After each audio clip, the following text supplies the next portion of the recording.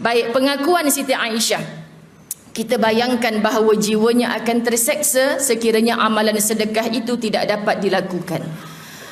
Muslimat, ada ramai beberapa orang jumpa dengan saya bagi tahu, ustazah, dulu kalau orang datang hantar tabung-tabung derma masa zaman saya kerja sebagainya, saya menyampah, jiwa saya terseksa. Jiwa terseksa tau muslimat. Lagi dekat dah tahun dapat gaji, datanglah tabung anak yatim semua kat pejabat, ustazah, terseksa jiwa saya. Sekarang saya dah pencen, saya datang masjid, tabung tu macam berjalan datang kat saya. Tapi ustazah, kalau tabung tak berjalan, saya cari ketua muslimat. Saya tanya, hari ni tak ada tabung ke? Saya resah gelisah pergi masjid tak masuk duit dalam tabung. Macam mana boleh dapat rasa itu ya ustazah? Jawapannya ilmu dan iman. Faham muslimat? Kita boleh cek. Dulu aku bakhil, pantang orang datang rumah, datang je, jap buat air, jap buat air. Kan muslimat? Bila ada ilmu, ya Allah, rupanya tetamu ni bawa rahmat. Keluarnya yang menggugurkan dosa-dosa kecil kita, Masya Allah. Sebab kita dah kenal ini bahasa Nabi SAW. Dulu yang kita rasa penat, rasa letih tu sebab kita tak kenal janji-janji Allah. Janji Allah kalau kita hafal satu persatu, kita macam tersenyum, dapat ujian apa pun senyum.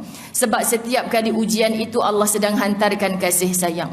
Kenal bicara Nabi SAW, muslimat dirahmati Allah. Nabi ni tak pernah bohong. Dari pandai bercakap sampailah kepada wafat, tak pernah berbohong. So apa yang Nabi janji tu tunggu saja, pasti kamu akan mendapat. Ni Nabi SAW bagi tahu kita. Apa kata kitab? Sebab itu bermujahadah atau melawan hawa nafsu ini pun saya garis sepanjang-panjang perenggan ni muslimat. Perlu kita lakukan kerana walaupun belum sampai kepada peringkat lazat. Kita kena lawan hawa nafsu. Walaupun belum sampai kepada peringkat lazat. Okey, sekarang mari kita pejam mata sekejap muslimat. Mari kita cari satu amalan yang kita rasa kita memang suka buat. Pilihlah ibu-ibu, satu sedekah. Biar sikit hari-hari aku mesti sedekah. Contoh, ya Allah, bab sedekah tu tak hari-hari lagi. Apa saja, ya Allah, tiap-tiap hari aku mesti tolong angkatkan kain jiran sebelah rumah yang memang kerja balik malam hari tu. Itu pun amalan kita, orang lain tak boleh tiru. Tapi kita dengan BFF jiran kita tu dah memang itu perjanjiannya. Agak kalau hujan saya tak balik lagi, akak tolonglah bawa masuk kain baju saja. Hari-hari kita buat itu sedekah muslimat. Itu benda baik yang kita boleh menggembirakan orang lain. Cari satu supaya kita dimatikan Allah, mudah-mudahan tengah buat baik yang hari-hari kita buat tu. Agak-agak ada tak muslimat? Saya ajak pejam mata tadi, saya ajak cari satu persatu apa ya agaknya. Tak payah cerita kat Facebook hari ni. Tak payah cerita kat kawan sebelah, aku nak sangat masuk syurga dengan pahala tolong angkatkan kain jiran sebelah tiap-tiap hari. Tak payah cerita kat orang. Sebab kalau kita cerita kat orang, orang tu mungkin nak tiru. Petang nanti dia angkatkan kain jiran sebelah. Muslimat. Bergaduh dengan jiran. Akak ambil kain saya buat apa? Dah akak nak tolong. Akak jealous dengan kawan sekuliah akak tu. Hari-hari dia angkatkan kainnya. Saya tak suka. Akak tahu dulu saya ada pembantu rumah. Sekarang saya dah tak ada pembantu rumah sebab saya tak suka orang lipatkan baju saya. Kau dah pelik dah, kenapa jiran akak tu happy je dengan jiran dia, tolong menolong kan. Kau kenapa akak nak tolong je? Saya malu kak sebab saya punya benda kecil-kecil tu banyak taik lalat. Nanti akak lipat, akak nampak pula kereta saya besar tapi saya punya tu banyak taik lalat kan. Akak cerita kat satu kampung, satu masjid. Oh rupanya dia ada sebab tak suka kita angkatkan kain dia. Sebab tu orang takkan sama, faham muslimat? Sebab tu bila kawan kita bercerita, suami aku tiap petang suka sangat, dia rasa sweet kalau aku tuangkan air teh. Kita jangan pandai-pandai buat kalau dah 30 tahun kahwin, bukan itu. Bila masa pula abang suka minum air teh petang-petang ni? Gaduh muslimat. Sebab tu jangan bandingkan hidup kita ni dengan orang lain. Kita cek apa yang aku biasa buat, ya Allah, orang tu tak berterima kasih pun. Muslimat dirahmati Allah. Mak dari kampung kalau datang KL tak pergi rumah adik-beradik lain yang besar-besar tu. Daripada Pudu Raya, sekarang tak Pudu dah kot, mana stesen bas mana, mesti telefon aku, panggil suruh aku ambil. Mak nak hantar anak tuition ni, mintalah Halong dia ambil. Alamak, selesa dengan kau lagi. Jangan pernah merungut kenapa mak pilih kita. Muslimat dirahmati Allah. Itu Allah yang gerakkan lisannya nak sebut anak nombor berapa.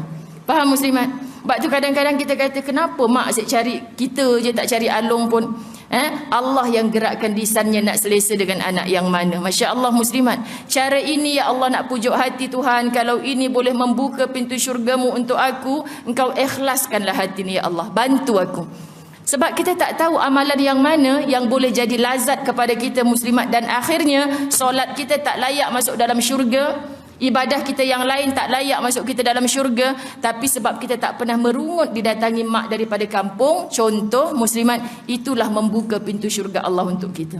Setiap satu kita ni mesti ada yang Allah bagi satu ujian, test supaya kamu istiqamah tak dengan amal itu, dan kita tak boleh copy paste. Muslimat dirahmati Allah, sebab Allah akan beri mengikut kemampuan masing-masing. Jadi terima itu ya Allah, ikhlaskan aku. Hinggakan kalau kita bermujahadah sehingga ke akhir hayat kita, itu adalah amat baik sekali. Masalahnya ustazah, saya dah sabar 30 tahun. Muslimat, rasa-rasa akak boleh hidup tak 30 tahun lagi? Sekarang dah 60 tahun, keturunan saya tak ada yang mati 90 tahun ustazah. So mungkin akak tinggal nak sabar 3 tahun je lagi. Mungkin nak sabar 3 bulan je lagi. Mungkin 3 hari je lagi, kekal dalam sabar. Pujuk hati kita ni. Kalau aku boleh tahan 30 tahun ya Allah, jangan pernah keluar kat lisannya aku dah habis sabar dah dengan kau ni. Elok aku dah habis sabar, mati kita lepas 3 saat. Hapus segala sabar yang 30 tahun. Ini yang paling kita takut, ujian Allah. Patut Allah sebut dalam Quran, aku tak pernah pandang awalnya, aku pandang pengakhirannya. Menangislah kita dalam sujud, kuatkan aku dengan sabar ini ya Allah. Aku tak tahu, tak mungkin aku hidup untuk 30 tahun lagi ya Allah. Kalaulah ajal aku dalam minggu ni 3 hari je lagi ya Allah, masukkan aku ke dalam syurga dengan sabar yang aku bertahun selama ni. Tak boleh ke pujuk hati macam tu muslimat? InsyaAllah kita boleh sejuk. Sebab apa? Sebab itu janji Nabi. Terngiang-ngiang kat telinga bila dah geram, dah rasa hilang sabar. Salamun alaikum bima sabartum. Ini cara-cara kita nak uji diri kita sendiri. Apa tu salam sejahtera, ada pintu khas yang terbuka luas, dipelawa kamu masuk ke dalamnya untuk apa muslimat dirahmati Allah. Kita pun pelik, masuk dengan mudah dalam pintu syurga ni. Pintu sabar. Kerana apa muslimat? Kerana sabarnya kamu ketika hidup atas dunia dulu. Tak berkeluh kesah, tak bertanya sampai bila, tak cakap pada diri aku dah habis sabar dah. Sebab tu saya ulang banyak kali benda ni di majlis ilmu. Saya sayang seluruh muslimat yang menghadiri majlis ilmu, tetapi di lidahnya berapa banyak. Sabar manusia pun ada had ustazah. Mohon terasa kali kedua muslimat.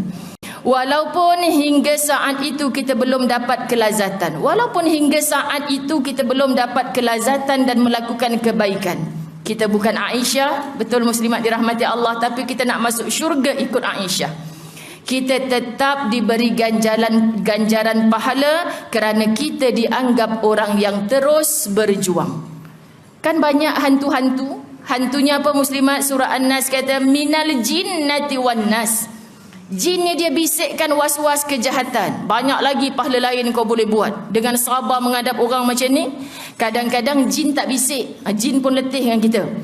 Muslimat, yang kita tak letih berdepan, lagi ramai kawan muslimat, makcik-makcik bawang bisik kat kita. Kalau wakak jadi engkau wakak tinggal je. Ramai muslimat. Itulah minal jinnati wan nas. Nasnya tu manusia yang datang bisik kat telinga kita, kalau wakak jadi engkau tinggal je. 30 tahun dah kau cakap ke saya sabar, mungkin 3 hari lagi. Akak tengok engkau sehat, takkan mati 3 hari, tinggalkan aja. Tu muslimat.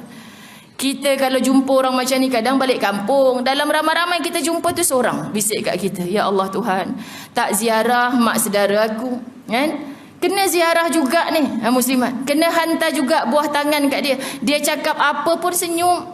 Aku tahu apa yang aku buat, Allah redha, cukup muslimat dirahmati Allah. Tapi kita duduk lama rumah mak menakan kita. Tak pernah lawan suami. Balik-balik dari rumah mak saudara, bang, sing-sing lengan tu, oi, suami pelik. Apa pasal ni balik daripada rumah mak penakan jadi macam ni? Sebab gagal dengan bisikan manusia. Kita lupa dah janji-janji Allah. Ya Rabb. Ustazah Zai bukan nak jadikan semua wanita ni dipijak-pijak lah. Ustazah tak tahu masalah saya. Saya balik je ustazah, pedam tunggu depan pintu. Kalau tak dengar cakap dia, pancung terus. Kalau macam tu, tinggalkan ibu, tinggalkan. Mak ayah kita tak pernah cederakan kita. Tapi tinggal, jangan tinggal macam tu saja, kan? Kerana apa? Lebam kena lempang. Jumpalah doktor. Bukan beguk ni doktor, kena lempangkan suami. Contoh. Buat report, muslimat dirahmati Allah. Pergi balai polis, barulah polis nak layan. Tapi kita tiba-tiba je pergi tanpa report doktor. Dia ni nak fitnah suami dia ke apa? Memang polis tak layan. Barulah boleh pergi mahkamah syariah. Barulah mereka buka kes. Ni bukan Ustazah Zai nak mengajar, tapi takut bila sebut macam tadi muslimat, ada muslimat kata yelah dia tak pernah kena pukul, sebab tu dia suruh sabar je. Bab pukul-pukul ni muslimat dirahmati Allah, Allah pun tak bagi. Sebab pukul yang Allah suruh pukul dengan kasih sayang. Gulung-gulungkan tuala mandi kita tu muslimat, tuala good morning kecil tu gulung-gulungkan, pukul peha isteri, bukan pukul muka. Kan? Kalau pukul peha isteri dah tak jadi marah dah, jadi manja-manja muslimat dirahmati Allah. Jadi kita nak sebut apa, bukan sampai lebam, bukan sampai cedera, bukan. Sebab niat untuk mengajar. Tetapi inilah yang susah hendak dilakukan. Kekal jadi orang baik. Betul tak muslimat? Paling susah nak dilakukan. Dari pengalaman hidup kita sehari-hari pun sudah dapat membuktikan bahawa untuk melawan hawa nafsu ini amatlah payah. Kalau tidak, Allah tidak iakan dalam suratul Jathiyah ayat 23. A'udzu billahi minasyaitonir rajim.